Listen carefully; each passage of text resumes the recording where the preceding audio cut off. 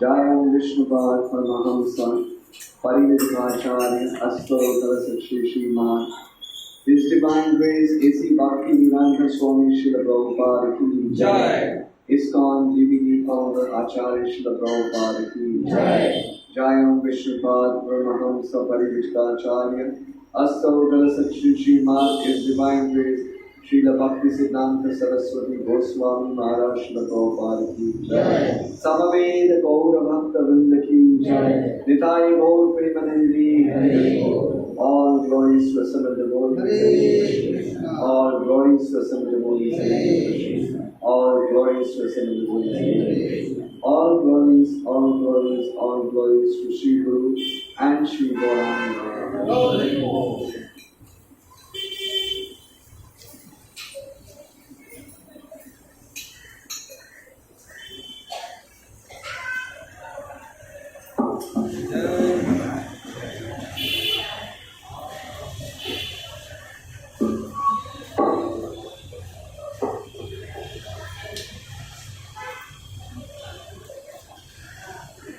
Om Namo Bhagavate Vasudevaya. Om Namo Bhagavate Vasudevaya. Om Namo Bhagavate Vasudevaya. Om Namo Bhagavate Vasudevaya. Om Namo Bhagavate Vasudevaya. Om Namo Bhagavate Vasudevaya. Om Jnanamidamyasya Jnananjana Shalakaya Chakshurunmilitam Yena Tasmai Shri Gurave Namaha. Shri Chaitanya Manobrishtam Sthapitam Yena Bhutale Swayam Rupa Karamayyam Yati Swapradhanitam. Vandeham Shri Guru Shri Yuta Parakamalam Shri Guru Vaishnavanscha Shri Umam Sarganatam Sahana Raghunathamvitam Tam Sajivam Sarvaitam Sarvutam Parivrajana Sahitam Krishna Chaitanya Devam Shri Radha Krishna Pada Sagana Lalita Shri Vishakambikascha. He Krishna Karuna Sindhu Dinabandhu Jagatpate Gopesha Gopika Kanta Radha Kanta Namostute. Tapta Kanchana Gaurangi Radhe Vrindavaneshwari Vrishabhanusute Devi Ramani Hari Priye. Manchakalpatarubhyascha Kripasindhubhyeva cha Patitanam Pavanebhyo Vaishnavebhyo Namo Namaha. Namo Vishnu विष्णुपदाय कृष्णाय भूतले श्रीमते भक्तिवेदांत स्वामिनिति नामिने।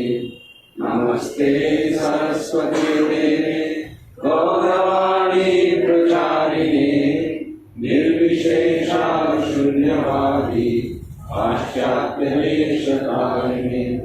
जय श्री कृष्ण चैतन्य प्रभु नित्यानंद श्री अद्वैत गदाधर श्रीवासादि गौर भक्तवृंद।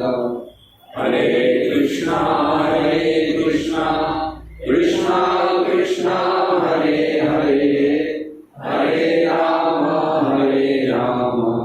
राम राम हरे हरे। हरे कृष्णा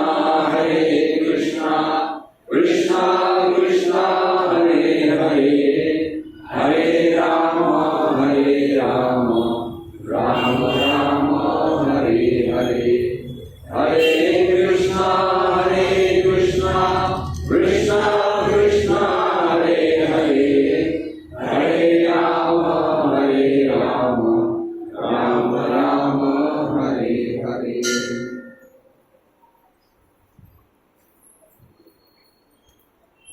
कम करोति वाचनं मंगुर्मंदे यत्कृपातमहं वन्दे श्रीगुरुदेवतारिणं श्री चैतन्य ईश्वरं परमानंदं।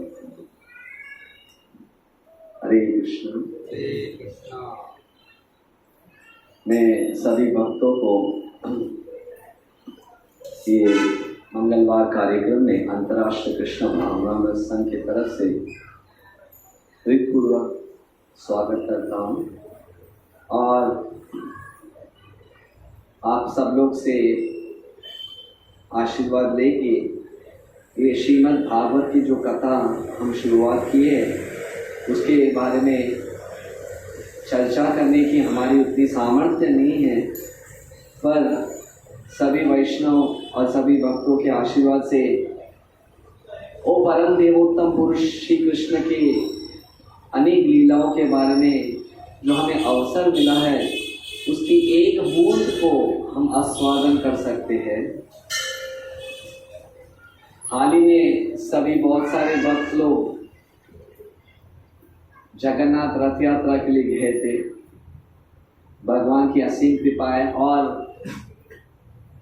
भक्त लोग जो गए थे, जो भक्त न आ पाए उनके लिए जगन्नाथ का प्रसाद लेके आए। तो ऐसा नहीं कि जो गए वो बहुत भाग्यशील है और जो नहीं गए वो नहीं है। गौड़ीय वैष्णव संप्रदाय और सिद्धांत के हिसाब से भगवान की जो भक्ति विप्रलंब भाव से भी पूजा किया जा सकता है। जिस स्थिति पे हो उस स्थिति में भी भगवान को याद करना, जगन्नाथ को याद करना, मतलब आप जगन्नाथपुरी में हो। उसमें कोई मतभेद या उसमें कोई भेद नहीं है। भगवान किसी स्थिति में भी जगन्नाथ मतलब जग के नाथ है, सिर्फ ओरिया नाथ नहीं है। सिर्फ जगन्नाथपुरी में ही नहीं है। श्रील प्रभुपाद की कृपा के वजह से बोलते ना, कभी कभी भगवान और भक्तों में फर्क, भक्त शुद्ध भक्त में फर्क क्या है? भगवान का शुद्ध भक्त इज मोर मर्सीफुल, वो ज्यादा कृपालु है, भगवान से भी ज्यादा कृपालु है। भगवान बोलते कि नहीं, कभी कभी वो बोलते कि नहीं, वो पात्र नहीं है मेरा कृपा पाने का। पर भक्त, शुद्ध भक्त वो कैसे ही बोलता है, नहीं भगवान अगर वो पात्र नहीं है तो मैं उसको पात्र दिला दूंगा, अभी तो उसको कृपा दे दो। तो श्रील प्रभुपाद ऐसे बहुत सारे भक्त थे जो जगन्नाथपुरी नहीं जा पाते थे। पाश्चात्य देश से बताते कि आज भी वो रीत चली आ रही है, जगन्नाथपुरी के मंदिर में उन्हीं व्यक्ति को जा सकते हैं जो सनातन धर्म के परिवार में जन्म लिए हैं, और जो व्यक्ति, जो भक्त वो अवसर नहीं मिला है तो उनको अंदर जाने की वो सुविधा नहीं है। पर फिर भी जगन्नाथ रथ यात्रा के समय भगवान जगन्नाथ ही खुद बाहर आते हैं। और कभी कभी वैसा अवसर आ जाता है कि जगन्नाथपुरी नहीं जा पाते, तो प्रभुपाद ने ऐसे अवसर दिया है जिस स्थिति पे हो वहां पे जगन्नाथ जी आ जाएंगे। तो इसलिए जय जगन्नाथ। तो हमारे बॉम्बे में भी ये बोलते ना, ये महीना मतलब जगन्नाथ रथ यात्रा महीना है। जैसे दिवाली का महीना, दिवाली तो रोज दिवाली, हैप्पी दिवाली, हैप्पी दिवाली, पूरा महीने भर दिवाली विश करते थे, हैप्पी दिवाली। तो उसी तरह ये महीने में वो छूट है जगन्नाथ के वही महोत्सव। अब तक तो जगन्नाथ वापस नहीं आए, अभी भी गुंडीचा में भगवान के कल वो रिटर्न यात्रा है। और उसके बाद गुरुवार को देखिए भारत में ये बोलते ना भारतवर्ष, इसमें कितने भगवान के त्योहार हैं और हर त्योहार को उतना महत्व है। अगर उसके बारे में चिंतन करते रहोगे और उसके बारे में एक बूंद के बारे में बोलते रहोगे तो बता दे कि सालों साल बीत जाएगा। गुरुवार को आषाढ़ी एकादशी, विठ्ठला बोलते ना, पंडरी मतलब माझे पंडरी, उसके बारे में लाइक अगर कोई बोलते ना जो क्लियर तुकाराम महाराज या बड़े संत पुरुष ज्ञानेश्वर, एकनाथ देव, वैसे जो सीरियसली उनके फॉलोअर्स है, अगर विठ्ठल के बारे में आप बोलेंगे तो उनके पास अभंगों की सीमा ही नहीं रहेगी। वो उतनी कृपालु। और वही आषाढ़ी एकादशी आज पंढरपुर में लोग बता दें कि पूरे विश्व भर भगवान विठ्ठल की एक मुख दर्शन या चरण दर्शन के लिए कितने लोग। और यही आषाढ़ी एकादशी में इसका दूसरा नाम है शयन एकादशी। भगवान शयन, ये महीने में भगवान विष्णु बताते कि शयन के लिए जाते हैं, वो नींद करने के लिए, विश्राम करने के लिए जाते हैं। 4 महीना चातुर्मास्य आषाढ़ी के बाद शुरू हो जाता है। तो ये महीने में बहुत सारा त्योहार है। जो भक्त इसके लिए उसका महत्व पता है, वो दिन के लिए राह देख रहा है। अगर आप थाने में हो तो आजकल व्हाट्सएप में थाने भक्त लोग ने वही डाला है, आषाढ़ी एकादशी प्लीज कम, कीर्तन विठ्ठल का अभिषेक, लाइक एक बूंद, वन ड्रॉप, बस व्हाट मोर आई रिक्वायर। तो भाग्यवान है वो जो व्यक्ति इसका हर क्षण को बोलते हैं कि इट्स सो वैल्यूबल। कौन नहीं चाहता ऐसे भक्तों के संग में रहना। तो इसलिए मंगलवार में मैं कैसे भी अपने आप को खींच के ले जाता हूँ, तो कैसे भी भक्तों के साथ संग करने के लिए। तो मैं लेक्चर ज्यादा समय नहीं है। कोई बता सकता है हम कथा करते करते मुझे जब अवसर मिला हमने कहाँ समाप्त किए थे? ओके,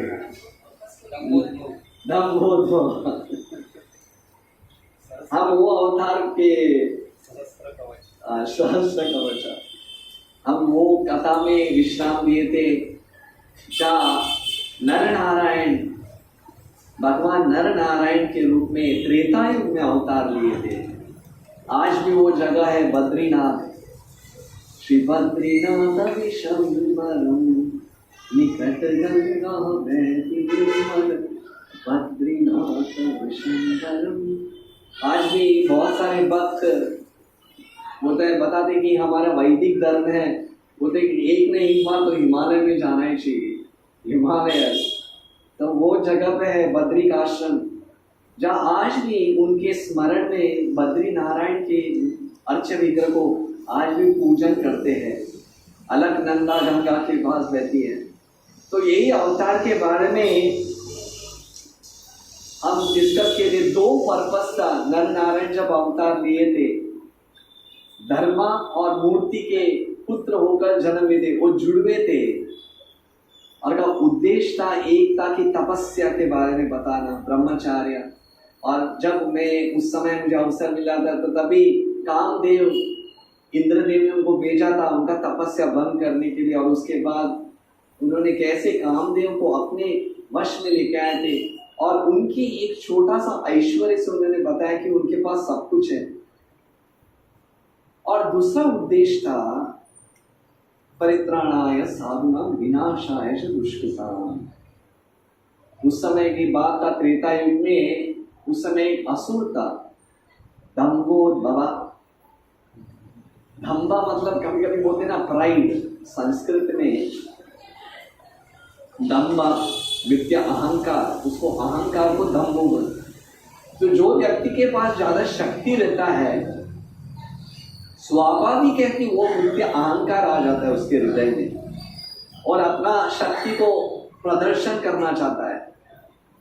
तो यही दंभोदभव वो तेरी शक्तिमान और शक्ति जितना भी है उससे प्रसन्न नहीं रहता है और उसको चाहता है।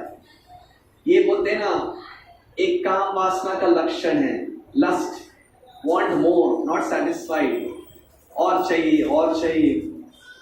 तो इसलिए ये दंभोदभव जाकर सूर्य देव का चिंतन करने, उनका तपस्या करने लगता है उनको प्रसन्न करने के लिए। कितने हजारों वर्ष तपस्या करने के बाद सूर्य देव प्रकट हो जाते हैं इनके सामने। तो तभी सूर्य देव पूछते हैं कि बताओ, मैं प्रसन्न हो गया। त्रेता युग के समय है, क्योंकि उस समय अर्च विग्रह की सेवा और तपस्या में ज्यादा महत्व दिया जाता था। जैसे इस कलयुग में हरि नाम के लिए महत्व दिया था, युग धर्म था। तो सूर्य देव बोलते कि बताओ क्या चाहिए तुम्हें। तो बोले मुझे सभी जो होते ना असुर, उनका एक ही क्वालिटी है मुझे अमर बना दो। मुझे ये एक बेसिक क्वालिटी है। जैसे बोलते ना हिंदी पिक्चर का डायलॉग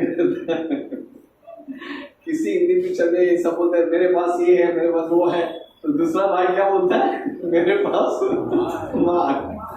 तो ये फेमस डायलॉग। उसी तरह सभी असुर लोग का एक ही है। जब ब्रह्मा हो या शिव जी हो, जो भी देवगण उनके सामने आ जाते तो बोले क्या चाहिए, मुझे अमर बना दो। और इनका एक ही आंसर रहता है, नॉट पॉसिबल, इम्पॉसिबल, क्योंकि हम ही अमर नहीं है। ब्रह्मा हो या शिव जी या सूर्य देव या कोई भी हो, बोलते इस मृत्यु संसार में तुम अमर कैसे बन सकते हो। कुछ दूसरा है तो पूछ लो, दूसरा कोई इच्छा है तो पूछ लो।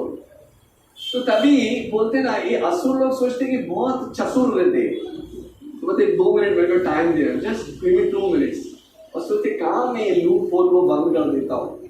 चलो ये अमर तो नहीं देना चाहते ना, मेरा इंश्योरेंस पॉलिसी निकालना no car accident, no building accident, सभी जगह में लूप होल दबा दो, तो फिर हो गया ना। अगर इस तरह से नहीं दे तो उस तरह। तो ये बोला ठीक है सूर्य देव, आप अमर नहीं बनाना चाहते हो ना, ठीक है, मुझे एक वर दो, वरदान प्रदान, मुझे वरदान दे दो। मुझे सहस्र बोलते ना, सहस्र मीन्स 1000, हजार कवच का आशीर्वाद दे दो। मेरे शरीर में 1000 कवच होना चाहिए। ठीक है, तथा नहीं हुआ नहीं है, और ही है। ये सहस्र कवच जब मैं पहनूंगा तो उसको तोड़ने के बाद ही कोई मुझे मार सकता है। पूरा 1000 कवच मेरा फटना चाहिए, उसके बाद ही कर सकता है। और एक कवच को फाड़ने के लिए 1000 वर्ष का तपस्या किया व्यक्ति वो ही करना चाहिए।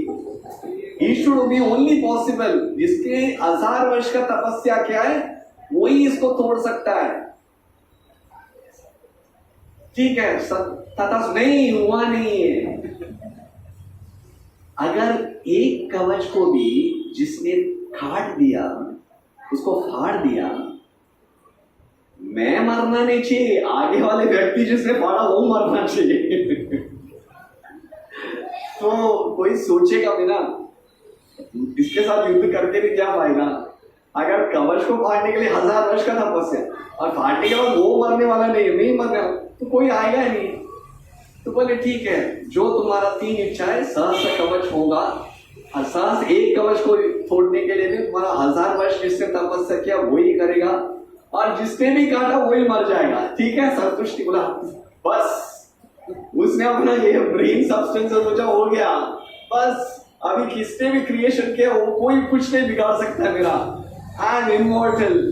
वो सोचा कि सूर्यदेव से भी ज्यादा इच्छा हुआ, उसको बुद्धिमान वो व्यक्ति है।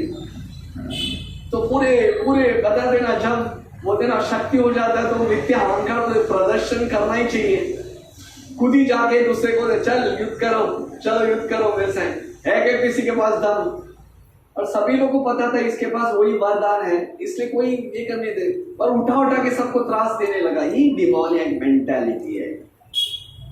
राक्षस स्वभाव मतलब जो एबिलिटी, जो शक्ति जो व्यक्ति के पास है वो जनता का सेवा के लिए नहीं है, वो जनता का नुकसान के लिए यूज करते हैं, ये स्वाभाविक है।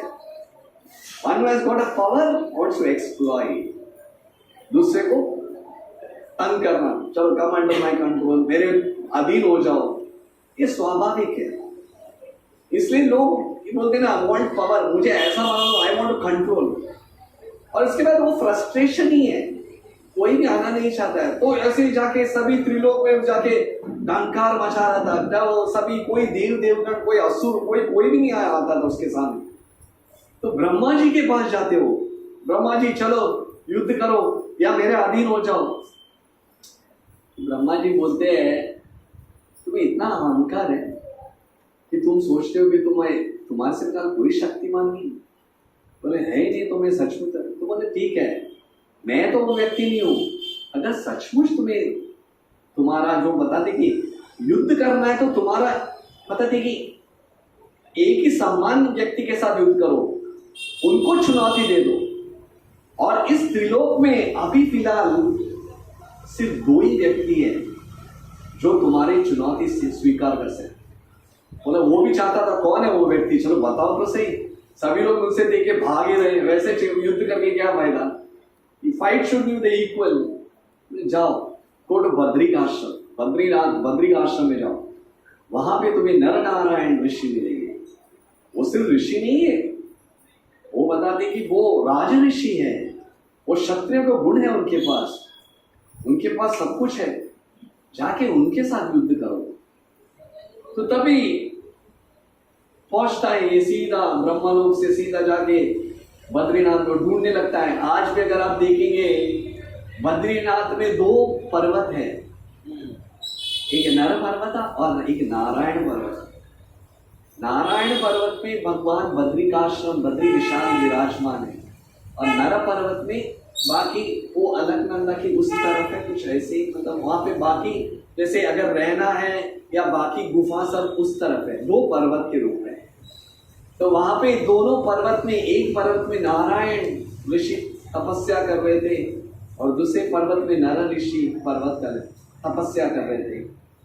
ये त्रेता युग का समय है, और भगवान नारायण अपना 1000 वर्ष का तपस्या करके उठ ही रहे थे, तो तभी ये धम्मोद बाबा सामने खड़ा हो गया। कौन है वो? नर नारायण, सामने आ जाओ, मेरे युद्ध करना है तो, क्या तपस्या से कुछ होता नहीं है? तभी देखते हैं नारायण बोलते आया, तो बोलते विनाशकाली निवृत्ति बुद्धि, खुद ही आ जाता है, उसे चलेगा, युद्ध चालू हो जाता है। तो जैसे देखिए भगवान कभी जो जैसे जो अन्य देव देवगण जो वर देते उसको उल्लंघन मतलब उसको पार नहीं करते, वो जो उसको बैरिकेड में रख के उनका जो आशीर्वाद है उसको उसी सीमा में वो युद्ध करते हैं, उसको उल्लंघन नहीं करते, उसको तोड़ते नहीं है। तो उनको पता था सूर्य देव का वर है, ठीक है चलो युद्ध करते हैं। बोलते कि 1000 वर्ष उनका युद्ध होता है, और 1000 वर्ष होने के बाद कवच को तोड़ देते हैं। और जब नारायण ऋषि युद्ध कर रहे हैं उस समय नर तपस्या कर रहे हैं, तो उनका 1000 वर्ष का तपस्या हो गया है। और जैसा ये कवच कट जाता है, नारायण देव मूर्छित हो जाते हैं। अब ये भगवान का लीला है। मैं बोला वो उल्लंघन नहीं करते, सूर्य देव ने जो वर दिया ठीक है। और उसी टाइम जब नर ऋषि देखते हैं कि नारायण देव तो मूर्छित हो गए, कहाँ से, तो उस समय देखिए ये हमारा बोलते ना मृत्युंजय के जो बोलते ना संजीवनी बूटी, उसका कल एक उसका नॉलेज रहना चाहिए। तो तुरंत वो मृत्युंजय के इसमें से वो संजीवनी बूटी से उनको वापस जीवित लेके आते हैं। और उसके बाद वो बैठते तपस्या के लिए और नर ऋषि युद्ध करने चालू करते, 1000 वर्ष करते करते करते करते वो उनका कवच को तोड़ देते। तो ऐसे ही बोलते ना नारायण करते करते। और एक कोई आचार्य बताते ये एक्चुअली एक वर्जन है, मतलब और एक शास्त्र में लिखा जाता है कि बद्रीनाथ की विशालता, बद्रिकाश्रम की महत्व, क्योंकि वो पुण्य स्थल है। अगर बद्रिकाश्रम में एक दिन भी हम तपस्या किए तो बोलते कि 1000 वर्षों के तपस्या के जो फल हमें प्राप्त होता है। This is one of the version. तो कोई आचार्य बोलते हैं कि एक ही दिन में बद्री नारायण उनको मार डालते थे और नर दिन जब ऋषि करता था वो एक दिन का 1000, या दूसरा वर्जन है कि 1000 साल तक वो युद्ध कर रहे थे, 1000 साल के बाद, जो भी है। पर उद्देश्य ये है कि बद्रिकाश्रम का महत्व क्या है। तो जब ऐसे करते करते बोलते 999, हिंदी में कितना बोलते उसको, 999 कवच जब कट जाता है एवरीथिंग, तभी उसको बुद्धि आ जाता है मैं ऐसे युद्ध कर रहा हूँ, 999 युद्ध है। वो सोच रहा अरे क्या तो क्या और भी है ना, और क्या। जब देखता है तो अभी एक ही कवच बचा हुआ है, एक ही कवच बचा हुआ है। अरे अभी तो कोई चांस ही नहीं है इनका। उसने सोचा भी नहीं, इनका ट्रिक था ये, एक बार नर आ जाएगा तो नारायण है, नारायण है तो नर है। तो जब एक ही कवच बचा तो तभी उसको बुद्धि आ गया, अरे तो भागना ही पड़ेगा, नहीं तो मेरा मृत्यु होने वाला है। तो उस समय चांस किसका था? नर ऋषि का चांस था। नारायण उनका हो चुका था, 999 के बाद 1000वां कवच वो काटने का चांस था नरदेव का।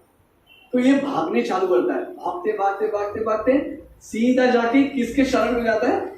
सूर्यदेव के शरण में चले जाता है। सूर्यदेव आपने मेरे को आशीर्वाद दिया, आपने मुझे ये दिया, अभी देखो क्या हो रहा है।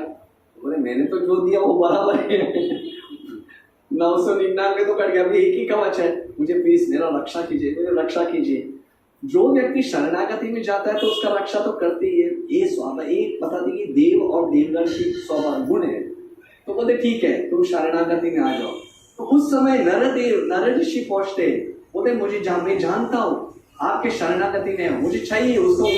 उसने पूरे त्रिलोक में ढंकार मचाया, मेरा कर्तव्य है उसका वध करना, उसको छोड़ दो। बोले नहीं हो ही नहीं सकता, किसी हालत में नहीं हो सकता।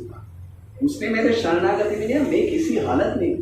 तो नरदेव बोलते कि मैं उसको आपको भी शाप देता हूँ और उसको भी शाप देता हूँ, उसको जन्म लेना ही पड़ेगा। तो क्या हुआ, ये समय जैसे त्रेता युग जैसे खत्म होते हुए ये पर्टिकुलर इंस्टेंस द्वापर युग शुरू हो जाता है। वो त्रेता युग समाप्त हो जाता है और द्वापर युग शुरू हो जाता है। तो वही द्वापर युग में यही जो नर और नारायण वापस भगवान कृष्ण और अर्जुन के रूप में आते हैं। वार्ता इसलिए जब भगवद गीता में भगवान जब बताते हैं कि कृष्ण बताते हैं कि अर्जुन ये गीता मैंने पहले इक्ष्वाकु को बताया, सूर्यदेव को बताया था, उसके बाद इक्ष्वाकु, उसके बाद मनु को आया था। तो तभी अर्जुन बोलते हैं कि भगवान आप कैसे बोल सकते हैं, आपको कैसे याद है? तो तभी वो बोलते हैं अर्जुन तुम और मैं पहले भी कितने युगों में मैंने अवतार लिए थे, पर फर्क क्या है, मैं जानता हूं और तुम्हें कुछ याद नहीं है। मैं वही नारायण हूं और वही तुम वही नर हो, यही फर्क है। भगवान और भगवान है। इसलिए बोलते ना सर्वस्य च हम हृदि सन्निविष्टो मता स्मृति ज्ञानम अपोहनम च वेदश्च सर्वैर अहमेव वेद्यो वेदांत कृत वेद विदेव च हम। यही फर्क है जीवात्मा और परमात्मा में। The Lord knows everything and the जीवात्मा does not know anything। भगवान सब कुछ जानते हैं और हम कुछ नहीं जानते। क्या पता है कितने जन्म जन्मांतर हमको कुछ याद नहीं ना, पूरा इरेज हो गया है, एवरीथिंग इज इरेज्ड। एक शरीर छोड़ दिया दूसरा शरीर सब भूल गए। अगर याद रहता तो थोड़ी हम वापस इस इसमें आ जाते हैं। बहुत कम लोग को बहुनाम जन्म नामन्ते, बहुत कम लोग को याद रहता है, स्मरण रहता है और ज्ञान प्राप्त होता है कि मेरा उद्देश्य क्या है। तो उसी तरह जब द्वापर युग आ जाता है तो वही नर नारायण भगवान कृष्ण और अर्जुन के रूप में आते हैं। अभी आप लोग से प्रश्न, वो धर्मोद्भव कहाँ गया? वेरी सहस्त्र कवच, कहाँ गया वो सहस्त्र कवच? करना वही सहस्त्र कवच वापस कर्ण के रूप में आते हैं। इसलिए एक्चुअली देखिए, जब तक शास्त्र का अध्ययन नहीं करेंगे तो लोग कर्ण के बारे में बहुत गुणगान करते हैं, दानवीर शूर कर्ण, कर्ण मतलब ऐसा है वैसा है, पर रियल फैक्ट ये है कि वो धम्मोद्भव राक्षस था। और मेन है कि एटलीस्ट हम एक ही साइड देखते हैं उसके, पर दूसरा जो साइड है उसका दूसरा रूप हम नहीं जानते हैं। एक्चुअली जब दुर्वास मुनि, जब कुंती देवी, कुंती महारानी, वो कुंती भोज की बेटी थी, तो तब वो जब उनके राज्य में जब दुर्वास मुनि आए थे, आपको पता है दुर्वास मुनि मतलब उनके जीव में शाप रहता ही है, और जो व्यक्ति उनका सेवा करता है तो तुरंत उसको प्रसन्न हो जाते हैं। तो कुंती जब छोटी सी बालिका थी, बहुत छोटी सी बालिका, वेरी यंग, 10 साल या 8 साल की, पिताजी बोले कि साधु की सेवा करो, तो कुंती महारानी, कुंती देवी उनकी सेवा कर रही थी। और दुर्वास मुनि इतना प्रसन्न हो जाते कि वो बोलते तुम्हें एक वर देता हूँ, तुम्हें मैं ऐसा एक मंत्र देता हूँ कि ये मंत्र से अगर तुम ये मंत्र का जाप करोगे तो तुम किसी देवगण, देव देवता को या स्मरण करके ये मंत्र को, इसका उच्चारण करोगे तो वो देव देवता तुम्हारे सामने प्रकट हो जाएंगे और तुम्हें जो इच्छा है तुम उनसे पूछ लो, वो तुम्हें दे देंगे। इतना बोल के वो चले जाते हैं दुर्वास मुनि।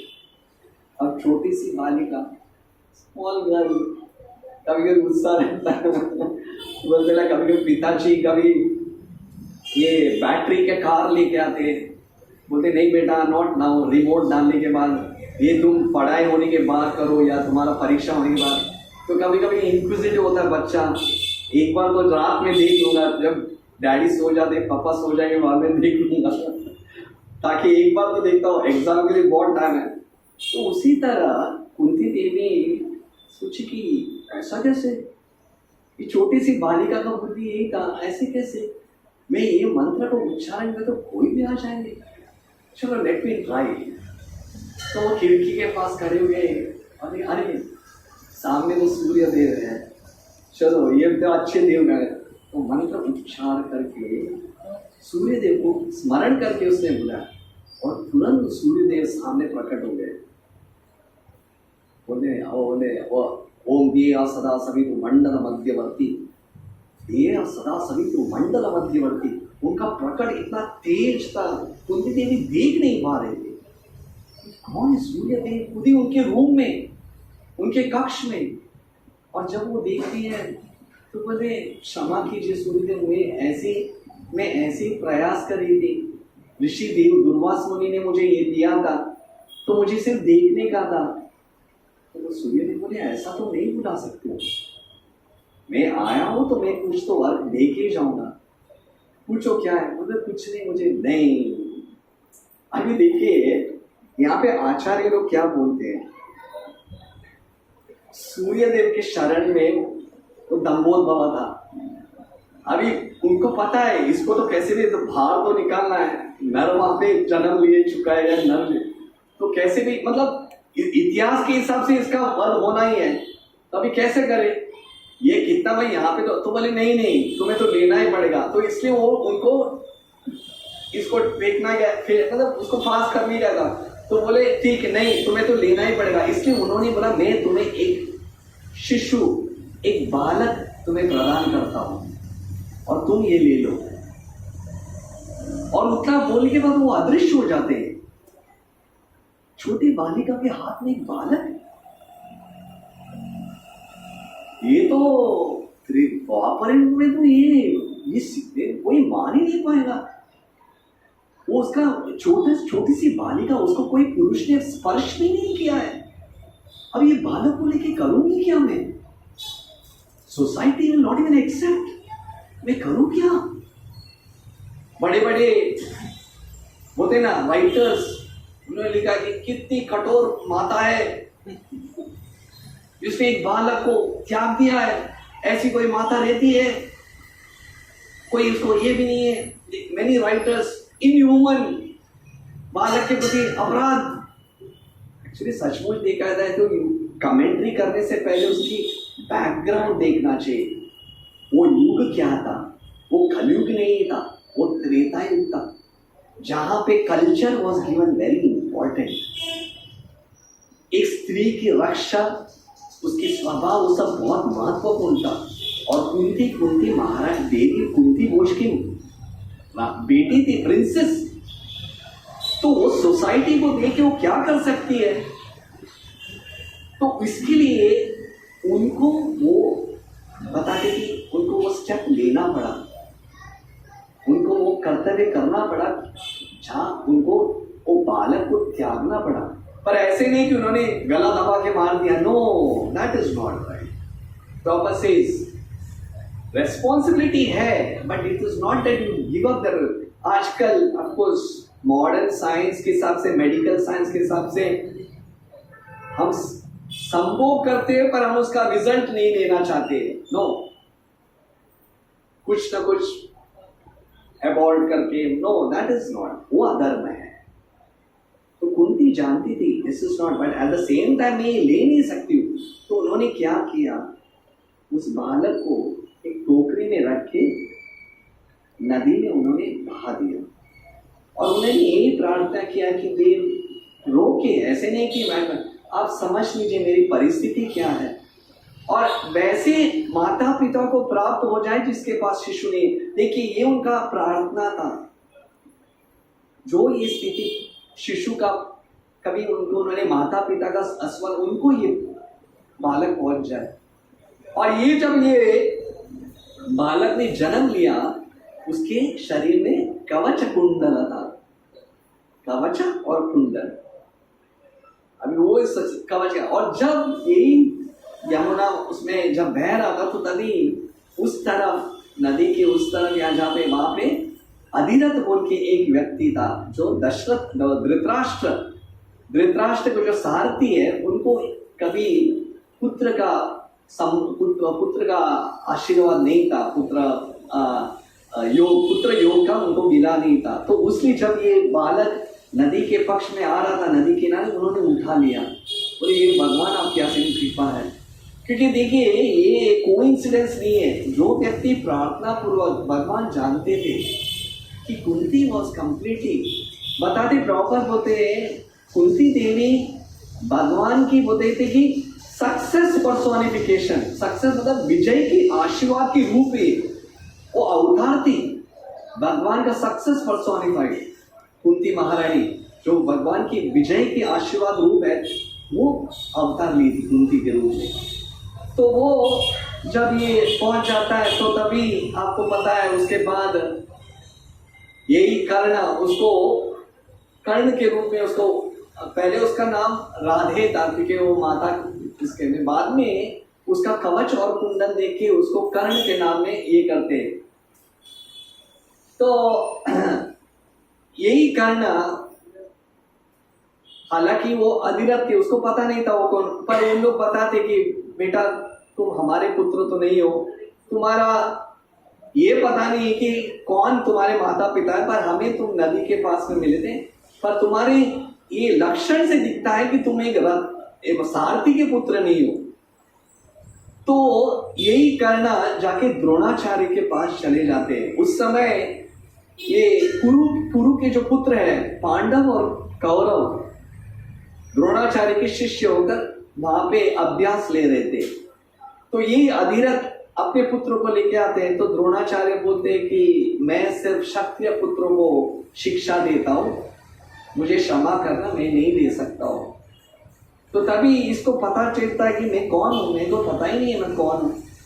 तो वो सोचा कि क्योंकि मेरा जात नीच है इसलिए लोग मुझे शिक्षा नहीं दे, तो वो जाके परशुराम के पास चले जाते हैं और बोलते हैं कि मैं क्षत्रिय नहीं हूं, क्योंकि परशुराम ने शपथ लिया था कि मैं क्षत्रियों को कभी, बोलते कि ये जो ज्ञान है, जो क्षत्रिय कुल का जो ये बिल बाण, ये जो धनुष बाण का ज्ञान या बाकी जो अस्त्रों का शिक्षा मैं क्षत्रियों को नहीं दूंगा, सिर्फ ब्राह्मण लोग को दे दूंगा। तो ये ब्राह्मण के देश में चले जाता है, बोलते मैं ब्राह्मण को, मैं क्षत्रिय नहीं हूं। तो परशुराम मानते ठीक है, तो मैं तुम्हें शिक्षा दूंगा क्योंकि तुम क्षत्रिय नहीं हो। और उसके बाद कितने वर्ष करते करते इसको पूरा बताते कि पूरा नॉलेज दे देते, पूरा ज्ञान दे देते, यही कर्ण को जितना भी शस्त्रों का और इसका। और उसके बाद जब समय आ जाता है कि गुरु दक्षिणा देते वक्त, तो परशुराम बोलते हैं कि मुझे कुछ नहीं चाहिए, फिर भी कर्ण बोलते हैं कि नहीं मुझे गुरु दक्षिणा देना है। तो बोलते कि ठीक है, मुझे तुम्हारे जंगे में अपना सिर रखे वो विश्राम करना है, और उसके बाद वही मुझे बस तुम क्या दे सकते हो, तुम तो ब्राह्मण हो, तुम तो कुछ नहीं दे सकते हो, तो उतना मुझे दिया तो वो गुरु दक्षिणा है। तो जब वो सो रहे थे तो तभी एक कीट है, कीट इंसेक्ट, कीट आके उसके झंडे को बताते कि खोदने लगता है, और उसमें से बताते कि खून निकलने चालू हो जाता है। अभी सचमुच देखा जाए तो अगर ब्राह्मण रहेगा तो तुरंत उसको हटा देता, उतना उसके पास सहनशीलता नहीं है। सहनशीलता रहना है तो सिर्फ शक्ति ही, उसको खून को भी देखे उसको कुछ फर्क नहीं पड़ता, उसको आनंद आ जाता है, उसको सहन करने की शक्ति है। तो ये जब देखता है वो बोले कि अगर मैं हटाऊं तो गुरु परशुराम उठ जाएंगे, तो इसलिए वो सहन करके रुकता है। और वो इतना बह जाता है कि परशुराम जी की अपने सर के ऊपर, बालों के ऊपर और चेहरे के ऊपर आ जाता है, और ये देखते थे कि ये क्या है लहू, और उठ के देखता है कि इसके जंगे से खून बह रहा है। बोला तुम क्षत्रिय, तुम ब्राह्मण नहीं हो सकते हो, तुम छल से तुमने मुझे मेरा ज्ञान प्राप्त किए हो, तुम्हें छल से ज्ञान है, ये लक्षण से क्षत्रिय की ही है, और तुमने बोला कि तुम क्षत्रिय नहीं हो, तुम ब्राह्मण हो कि जन तुम्हें छल से तुम्हारे मेरे ज्ञान को प्राप्त किए हो, मैं तुम्हें आज श्राप देता हूं। यही जो ज्ञान मैंने तुमको सिखाया था, जब तुमको जरूरत है तुम सब भूल जाओगे। तो कर्ण रोने लगता है, भगवान मुझे पता नहीं है मैं कौन हूं, ये मेरा ये तो समझ लीजिए, मुझे कोई मेरा गुण क्षत्रिय क्या है, पर मुझे कोई, मैं जन्म से क्षत्रिय नहीं हूं, इसलिए मुझे ये रूप लेना पड़ा। बोले परमेश्वर जो भी हो, तुम सचमुच सत्य तो बोलना चाहिए था, तुम जो है तुमने गलती किया है, इसलिए ये शाप में कभी विशाप नहीं कर सकता। फिर भी तुमने ये रो के मेरे शरणागति लिया है, इसलिए मैं तुम्हें ये एक आशीर्वाद देता हूं कि ये बाण, ये जो धनुष है, ये तुम ले लो। तो परशुराम का जो धनुष है वो कर्ण को दे देते हैं। और उसके बाद यही कर्ण बाद में और एक गलती हो जाता है कि वो एक बताते कि जंगल में बताते कि इसमें कुछ उसको क्या बोलते हैं, हंटिंग, शिकार करते वक्त उसने एक गाय का हत्या किया था, और उस समय वापस एक ब्राह्मण का शाप मिल जाता है उसको कि यही धरती के ऊपर तुमने एक माता का गो माता का हत्या किया है, इसलिए यही धरती तुम्हें जरूरत है, तभी तुम्हारा ये जो पहिया है, क्षत्रिय का जो पहिया है वो निकल जाएगा, तुम्हारा रथ का पहिया। सो ये सब शापों से वो एकदम विचलित हो चुका था। अभी बोले उसको पता ही नहीं अभी कहाँ जाऊं। तो वापस जब ज्ञान लेके जब हस्तिनापुर आ जाता है तो उसको पता चलता है कि कुरु राज्य में सभी राजकुमार अपने प्रदर्शन कर रहे हैं। तो उस समय ये कर्ण जाके वो भी बोलता है कि जब द्रोणाचार्य को डिक्लेयर करते हैं कि पूरे त्रिलोक में अर्जुन जितना धनुष बाण में कोई नहीं है, तभी ये कर्ण उड़ता है। कौन बोला? मैं हूं, मैं भी कर सकता हूं। तो तभी वो बोलते हैं कि तुम्हारा परिचय तो दे दो। तो परिचय तभी उसको पता चलता है कि वो अधिरथ का पुत्र है। तो बोलते हैं ये क्षत्रिय लोग का सभा है, ये क्षत्रियों का सभा है, यहाँ पे से क्षत्रियों लोग को ही ये दिया जा सकता है। अभी देखिए उस समय वर्णाश्रम धर्म था, ऐसे नहीं कि जाति भेद। एक क्षत्रिय तो वो गुणों से हो जाता है, उस समय उनको वो वैल्यू दिया जाता है। तो जब तक उसका गुण पता नहीं चलता है किसी को भी बिठा नहीं सकते। तो उस समय ये दुर्योधन बोलते ना मोस्ट बोलते जहाँ पानी बहता उधर जंप मारना, गंगा बहती उधर रोड। तो इसको पता चला रे इसके पास भी वही एबिलिटी है जो अर्जुन के पास, जो एबिलिटी इसके पास, दिखने में क्षत्रिय है। बोल अच्छा ठीक है, क्षत्रिय नहीं है ना, चलेगा, मैं उसको राजा बनाता हूं, तुम अंग के देश का राजा बन जाओ, आज से मैं तुम्हें दान देता हूं। तो वो एकदम बोलते कि फिदा हो जाता है, आज मुझे कोई नहीं था तो ये दुर्योधन मेरा सहायता है। इसलिए वो शपथ देता है कि मित्र आज से मेरा प्राण तुम्हारे लिए, मैं तुम्हें जो तुम मांगेंगे, आज मेरा तुम बताते कि मान रख दिया मेरा, इसलिए मैं हमेशा तुम्हारा सेवक बन के रहूंगा। तो एक्चुअली देखिए कभी कभी हम बोलते ना किसी की ऑब्लिगेशन में आ जाते हैं, उसका गुण को देखे भी नहीं हम मान लेते हैं। उसके बाद वो ठीक है दुर्योधन ने दिया है, वो उसको अंग का राजा बना दिया। उसके बाद उसने क्या किया, बोले कि जो तुम करोगे मैं तुम्हारा पीछे रहूंगा, तुम अधर्म करोगे मैं तुम्हारे लिए रहूंगा, क्योंकि तुम मेरा मित्र हो, इस जरूरत के समय तुमने मेरे को दिया, इसलिए तुम जो भी करेंगे मैं तुम्हारा पीछे रहूंगा, आई एम फॉर यू। ये बोलते ना ब्लाइंड फेथ। वो जैसे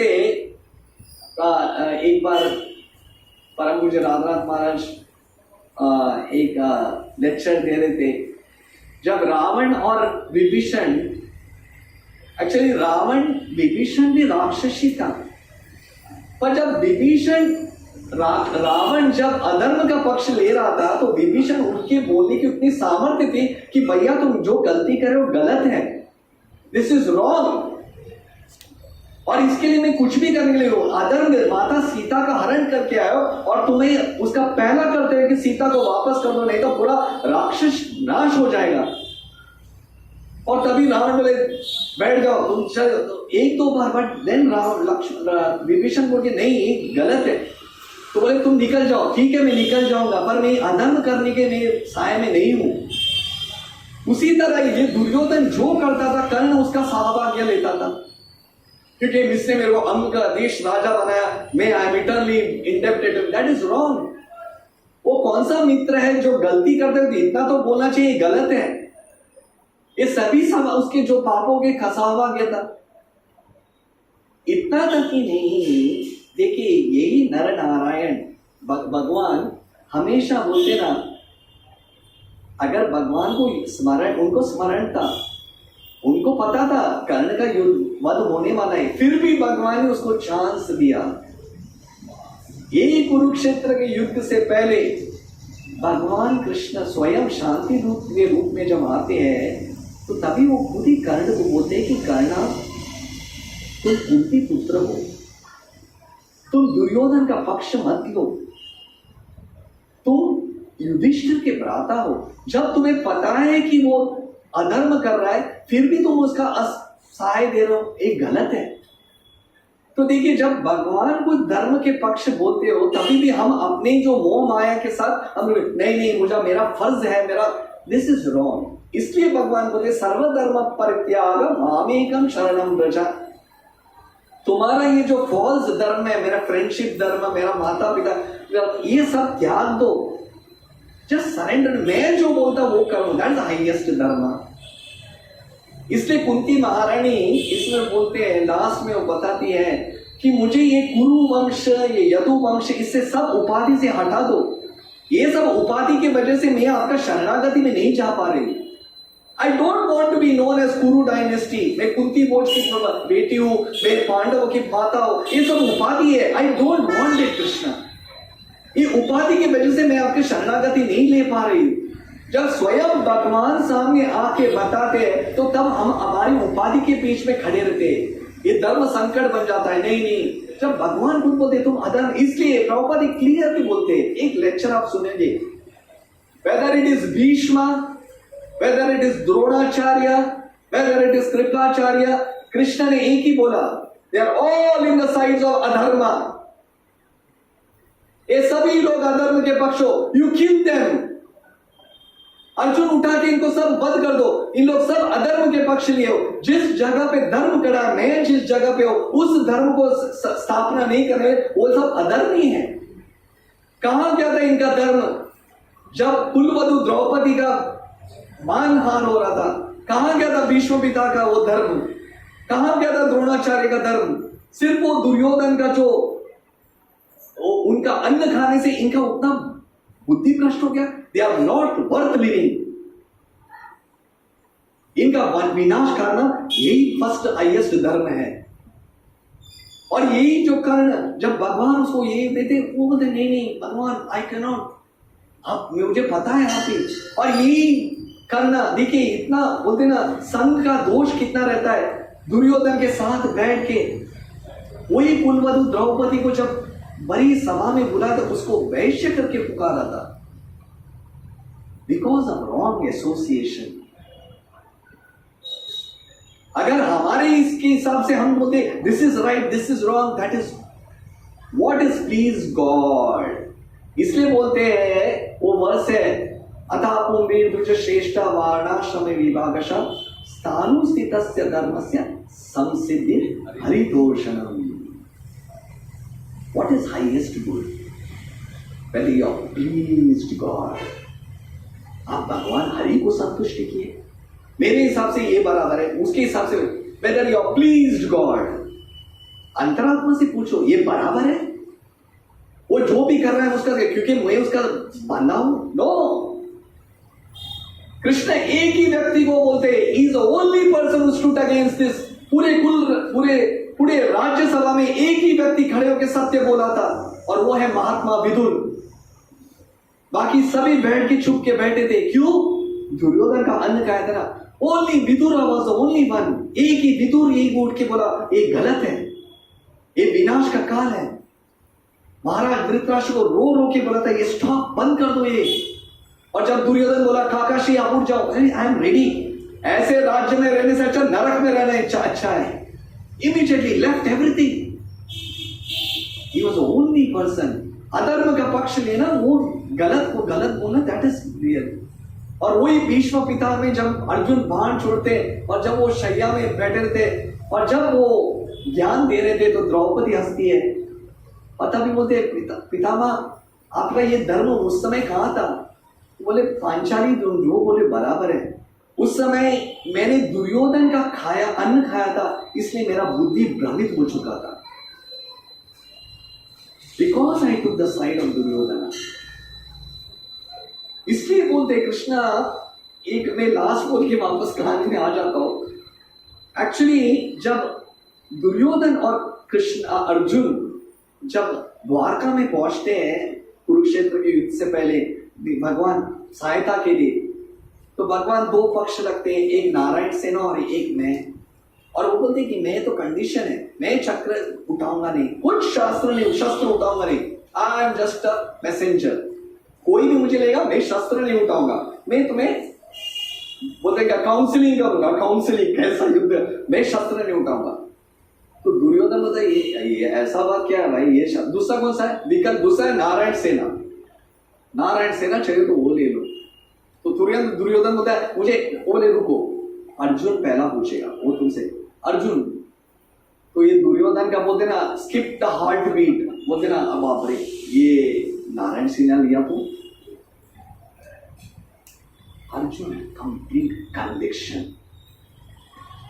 उनकी मन चिंतन में भी वो विचार नहीं आया था कि कृष्ण को छोड़ के मुझे और कुछ चाहिए। Krishna, there is no other thought, I want you Krishna.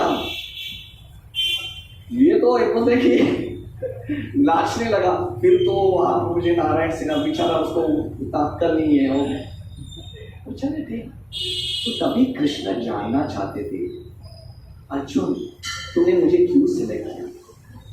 Why did you select me? मैं तो निहत्ता हूं, पूरे 11 अक्षरों में मैं निहत्ता हूं। Why did you select me? मुझे क्यों सिलेक्ट किए? मुझे विजय नहीं चाहिए, मैं इसके लिए नहीं लिया, आज मैं इसके लिए नहीं आया था, मुझे कुरुक्षेत्र में युद्ध में विजय चाहिए। भगवान आपको मैंने लिया मेरे पक्ष में, वही सबसे बड़ा विजय है। I got you in my life। बोलते ना एक हिंदी में, सॉरी टू यूज, बोलते ना गीत है, आप मेरी जिंदगी में आए तो बात बन जाए। You came in my life, मेरा जिंदगी बन गया। मैं इसके लिए नहीं लिया कि मुझे विजय चाहिए, आप मेरे लाइफ में आ गए, आपने आपको प्राप्त किया, दैट इज विक्टोरी। कृष्ण से, अर्जुन ये शब्दों के लिए आज मैं शपथ लेता हूं, मैं तुम्हारा सारथी बनूंगा। वहां पे भगवान बताते हैं, तब तक उन्होंने नहीं बोला था, वो बैठ के भी काउंसलिंग एक दूसरे, ये शब्दों के वजह से मैं तुम्हारे लिए बिक गया। आई बिकम सारथी, पार्थ सारथी। आज से तुम्हारा नाम पार्थ सारथी रहेगा, मेरा नाम पार्थ सारथी रहेगा। और यही कहना जब बोलते कि जब आते हैं, इसमें कुमार व्यास इसके बारे में बहुत अच्छा लिखते हैं। एक व्यासदेव का महाभारत है और एक कुमार व्यास का महाभारत है। इन्होंने कुमार व्यास हम्पी के उधर उन्होंने एक महाभारत लिखाया था। ये स्वयं भगवान नारायण देव उनको बताते। उसमें कुमार व्यास में महाभारत पर्व, युद्ध पर्व के बारे में बहुत विशाल पूर्वक है। तो यही जो कर्ण, जब भीष्म पिता जब लेट जाते, 11वां दिन के युद्ध में कर्ण आ जाता है, 11वां दिन के युद्ध में कर्ण आ जाता है। और एक्चुअली उससे पहले क्या होता है, भगवान को एक ही चिंता था, जिसके पास कवच है और कुंतल है, पार्थ अर्जुन कैसे इसको युद्ध में हराएगा। तो उससे पहले ही, युद्ध से पहले ही इंद्रदेव एक ब्राह्मण के रूप में आके, क्योंकि कर्ण बताते कि दानवीर शूर कर्ण था, वो सूर्य के समय जब सूर्य पूजा करता था, उस समय कोई भी व्यक्ति आके उससे ये लेता था तो वो दान दे देता। तो इंद्रदेव ब्राह्मण के रूप में आके उनको बोलते कि तुम्हारा कवच और कुंडल दे। हालांकि कर्ण को पता था, वो फिर भी वो दान भी कैसे वो कवच निकाल के दे देता है। और उसके बदले में मुझे पता है आप इंद्रदेव मुझे क्या मिलेगा, तो बोले एक शक्ति वेपन, एक शक्ति बाण में तुम्हें प्रदान करूंगा, पर ये बाण तुम एक ही बार उपयोग कर सकते हो। तो कर्ण ने बोला मेरा एक ही दुश्मन है, बस एक बार बस हो गया, बस मुझे और कोई दुश्मन नहीं, मेरे लक्ष्य एक ही है अर्जुन, मेरा लक्ष्य एक ही है, I want to kill Arjun. तो वो शक्ति जो बाण था वो ले गया। उसके बाद भगवान को पता था, अभी किसको भी पता नहीं, सिर्फ कर्ण को पता है वो शक्ति बाण उनके पास। इसलिए देखिए जहां भगवान है वहां विजय है। तो अभी क्या करे, ये शक्ति बाण उसमें से निकलना चाहिए ना। तो तभी भीम के जो पुत्र हैं घटोत्कच, वो युद्ध में आ जाते हैं। बता दें कि घटोत्कच का इतना युद्ध प्रभाव था कि पूरे कौरव अस्त व्यस्त हो जाते, सभी भागने लगते, दुर्योधन का हालत खराब हो जाता है। और उस समय भीष्म पितामह है भी नहीं, द्रोणाचार्य का भी बंद हो चुका था। अभी ये जो बोलते कि सेना प्रमुख तो कर्ण है, तो तभी दुर्योधन का हालत देख के बोले कर्ण तुम कर क्या रहे हो, तो क्या हुआ, अरे घटोत्कच हमारा पूरा युद्ध का हालत खराब कर रहा है, तुम तो तुम्हारा वो जो इसको तो उपयोग करो, ये जो शक्ति का जो तुम्हारा है उसको उपयोग तो कर लो। तो बोले अरे ये कैसे करोगे, मेरा तो उद्देश्य नहीं करो, नहीं तो तुम्हारा अर्जुन या भाड़ में मार घटोत्कच। तो वही घटोत्कच, ये जो शक्ति वेपन था, जो बाण था, उसने घटोत्कच के ऊपर डाल देता है। तो जब घटोत्कच गिर जाता है, देखिए यहाँ पे एक प्रवाह आ जाता है। जब घटोत्कच गिर जाता है, भीमसेन के आंखों से अश्रु बहना लगता है। तभी भगवान के चेहरे में मुस्कान आ जाता है। भीमसेन देखते हैं और विचलित हो जाते हैं, मेरा पुत्र का वध हो चुका है भगवान, और आप हंस रहे हो, आप हंस रहे हो। तो बोले भीम, घटोत्कच को तो मुक्ति है, तुम्हें पता है मैं किस लिए हंस रहा हूं? ये शक्ति बाण कर्ण के पास रहता तो अर्जुन का वध होता था। आज वो शक्ति बाण निकल गया, अर्जुन का विजय निश्चय है, इसलिए मैं हंस रहा था।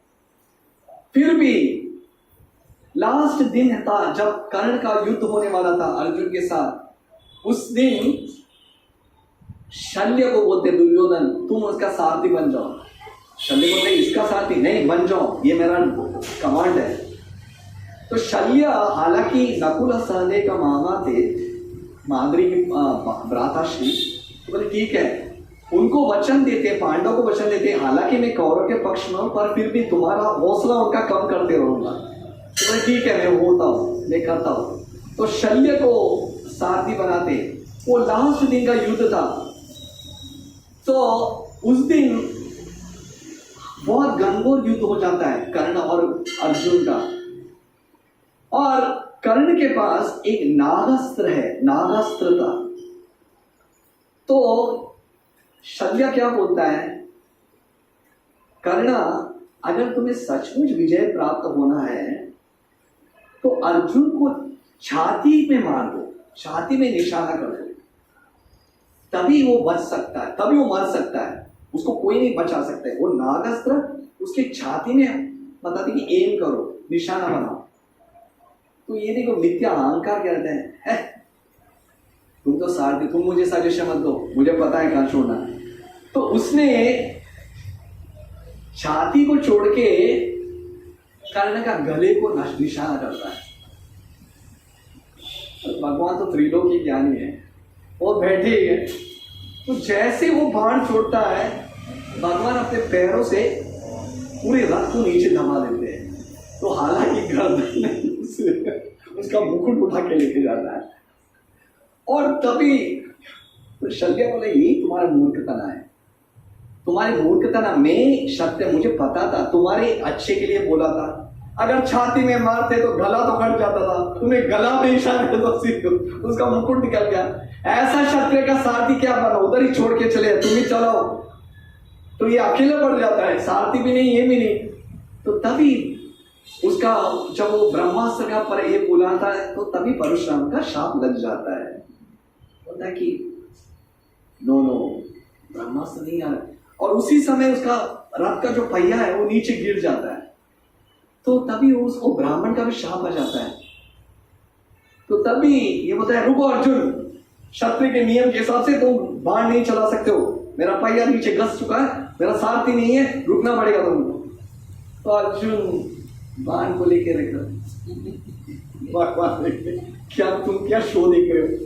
नहीं भगवान ना, कर्ण नीचे उतरा हुआ है, उसके बाद ये सारथी नहीं है, तो नहीं, ये तो क्षत्रिय नियम का उल्लंघन है, उल्लंघन। ये कौन सा बड़ा महारथी है कि उसने पालन किया है? भगवान खड़े हो जाते हैं, तुम्हारा क्या प्रॉब्लम है, क्यों बाण नहीं छोड़ रहे हो? वो बोलते हैं कि भगवान देखिए यहाँ पे ये कुमार व्यास के महाभारत में है, भगवान मुझे बताइए वो कौन है? उसके दानवीर की गुणों में मुझे ऐसा लगता है कि वो मेरे भ्राता युधिष्ठिर है। उसके भुजाओं में देखता हूं तो मुझे ऐसा लगता है कि मेरे मझले भैया भीम है। बाणों ये जो बता थे कि ये जो धर्मी क्या बोलते हैं धनुर्धर में मेरे से वो अलग नहीं है, कम नहीं है। उसके सौंदर्य देखा तो नकुल के जैसे है, बुद्धिमान में सहदेव है। पांचों पांडव का गुण है इसमें, है कौन ये भगवान? मुझे वो बताओ, ये है कौन? अभी भगवान तो बोल सकते थे तुम्हारा भ्राता है वो छोड़ता था, तुम्हें उसका परिचय चाहिए? अभी बोलता हूं परिचय। ये वही व्यक्ति है, पूरे सभा में कुंती द्रौपदी को वैश्य करके उच्चार किया था। ये वही नीच व्यक्ति है जहां तुम्हारा पुत्र अभिमन्यु को छल से मारा गया था। तभी अर्जुन का बोलते ना खून खोसने लगता है। बोलते तुम्हें और परिचय चाहिए? ये वही व्यक्ति है जो दुर्योधन का हर असभ्यता में पक्ष लिया था। तुम्हें और परिचय चाहिए? नहीं, बस हो गया भगवान। तुरंत उठा के सीधा भान छोड़ देता है और वहां पे वो धम्मो हो जाता है। So it is a fact. देखिए, भगवान ने जब चांस दिया था तो हम हमारे पता देखिए हमारे उपाधि से आसक्ति रह के हम बैठ जाते हैं। पात्र अपात्र ना देगी सियान स्थान। अगर तुम्हारे से पहले से भी गलती हुआ तो no problem, now is a chance to surrender. Now ये 99 का वश है, ठीक है, forget it, but now use a chance to surrender. पर तुम अधर्म के पक्ष ले रहे हो, and not suppose to be killed. तथा पुण्य विजयश्रेष्ठवानाश्रमेण स्थानु स्थितस्य तत्र संस्थिति हरितोषणम्। 5 पांडव की एक ही उद्देश्य था, हरितोषणम्। सभी कुरुक्षेत्र युद्ध में अलग अलग विचार संपर्श से आए थे। शिखंडी आया था भीष्म का युद्ध करना, धृष्टद्युम्न आया था द्रोणाचार्य का युद्ध करना, अलग अलग। 5 पांडव का एक ही उद्देश्य था, कृष्णा आप चाहते थे युद्ध होने के लिए, लेट इट बी युद्ध। ये 5 ही पांडव का उद्देश्य था, सब सिद्धिम हरितोषणम्। ये उद्देश्य है। देखिए भगवान कैसे अपनी लीला को विस्तार पूर्वक कैसे बताते हैं। ये पूरे महाभारत युद्ध में हमें क्या सीखने के लिए मिलता है? हम कर्ण का एक ही पक्ष देखते हैं, पर दूसरा पक्ष क्या है? वी आर रेडी टू, अरे कृष्णा है पर उन लोग सगे संबंधी है ना। कृष्ण है पर माता पिता के सेवा भी करना, ये पूरा शरणागति काहे के लिए? त्वमेव माता च पिता त्वमेव बंधु सखा त्वमेव।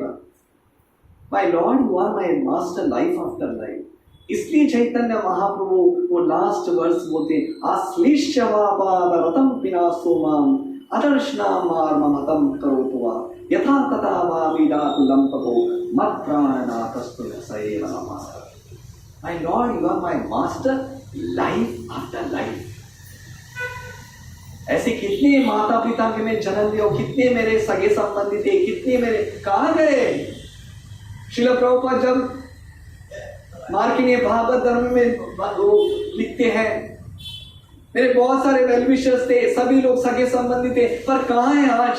Today I am no one. My lord, you are the only one. आप एक ही मेरे सगे संबंधी हो, मेरे में परमात्मा के। जब आप आ जाते हो वो लोग शरणागति लोग, तो हम सोचते हैं कि क्यों अभी नहीं भगवान, थोड़ा टाइम के बाद। This is faith. मैं लास्ट एक बोल के समाप्त करता हूं, जाप के लिए समय। प्रभुपाद ने एक ही शब्द बोला 1971 में मायापुर में, सभी शिष्य लोग खड़े थे, ऑल सन्यासी लीडर्स 72। एक ही क्वेश्चन पूछा, क्या आप लोग को संपूर्ण विश्वास है कि कृष्णा जो सुप्रीम पर्सनालिटी ऑफ गॉड है, कृष्ण परम देवोत्तम पुरुष है? क्या आप लोग को संपूर्ण विश्वास है कि कृष्ण सर्वदेवोत्तम पुरुष है? Do you have faith? तो सब लोग सोचने लगे आपको विश्वास नहीं है। यही प्रॉब्लम है। अगर हमारे पास संपूर्ण विश्वास है, Krishna is my only well विशर, Krishna is my only friend, तो तभी बोले विद इन 18 डेज, 18 दिन का युद्ध था, 18 दिन में प्रभुपाद ने शब्द बोला, within 18 days we can make the entire world into Krishna consciousness. ये हमारे पास लैकिंग है। अरे हमारे पास संपूर्ण कृष्णा, मुझे और कुछ नहीं, I want complete faith that आप मेरे परम देवते, you are my only well wisher. अगर ओम पूर्व के हम जाप करें कृष्णा यू आप मेरे एक ही संगे संबंधी हो, देन कृष्णा विल कम। वो चाहते हैं। गोविंदम आदि पुरुषम तब हम बजावे, कृष्ण इज ओनली सुबह, वो विश्वास होना चाहिए। अर्जुन ने ये पूछा, I don't want anything else, you come in my life, बस और कुछ नहीं चाहिए। तो ये कहानी था, कथा था। त्रेता युग से शुरुआत होकर द्वापर युग में समाप्त हो जाता है। तो उसका में सारांश में बहुत सारे आचार्य लोग लिखे हैं, पर मैंने थोड़ा ब्रीफ में मैं बता दिया कि कैसे हम किस एंटायर महाभारत में कैसे हम भगवान का जो उनका कैरेक्टर को कैसे समझेंगे, कैसे उन्होंने पांडवों को बचा के, कहाँ पे हम सोचते हैं कि ये धर्म है वो अधर्म है, उसको सभी धर्मों को हटा के शरणागति को सबसे उत्तम रख के वो हाईएस्ट धर्म है। तो वो हम आज इस कहानी में समाप्त करते हैं। नर नारायण रूप में भगवान कृष्ण और अर्जुन आते हैं, और अगली बार जब हमें अवसर मिला भगवान की असीम कृपा से, तब हम विचार करते हैं भगवान की कौन सी लीला के बारे में चर्चा करेंगे। तब तक हम भागवतम को विश्राम देते हैं। हरे कृष्ण हरे कृष्ण।